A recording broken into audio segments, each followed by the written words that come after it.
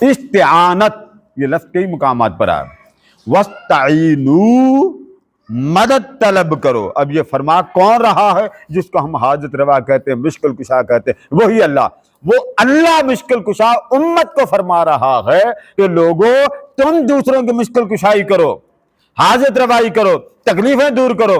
رب کہہ رہا ہے تکلیفیں دور کرو، اور ہماری قوم کیا کہہ رہی ہے کہ ہم جناب اللہ کو مشکل کشا مانتے ہیں، باقی کوئی مانتا نہیں. قبروں پہ جانا شرک، ان کی قبروں کا ماننا شرک، ان کی قبر پہ حاجت کا پورا کرنے کی دعا کرنا شرک. بات اللہ کوئی فرما رہا ہے اور خود ہی قبروں پہ جانا شرک بنا رہے ہیں. قبروں پہ جانا بھی شرک، پورے قرآن میں نہیں ہے.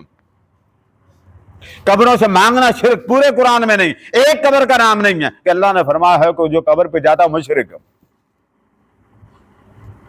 قبر لفظ آیا، مرکز لفظ آیا، سورہ یاسین میں آیا من مرقدنا. کس نے ہمیں اس آرام گاہ سے اٹھایا؟ ہمارے ہاں تو مرکز تو ہم لوگ بولتے ہیں نا، مزار ہے، مرکز ہے، مزار ہے، دربار ہے، دوسرے تو نہیں بولتے.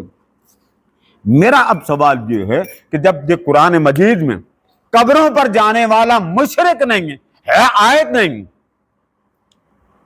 تو یہ کون سا صحابی ہے جو قبر پہ گیا تھا تو حضور نے فتویٰ لگایا کہ قبر پہ جانا شرک؟ جس شے کو قرآن نے شرک نہیں کہا اس کو قرآن کی آیت کی طرف منسوب کرنے والا عالم نہیں، جاہل ہے. ہماری قوم کیا کرتی؟ یہ مولانا صاحب فرما رہے، بہت بڑا خطیب ہے. خطیب ہوگا، بولنا آتا، اس کا فن ہے، اس کا کمال، مگر آپ بھی اپنے قرآن کا ستیہ ناش نہ کریں.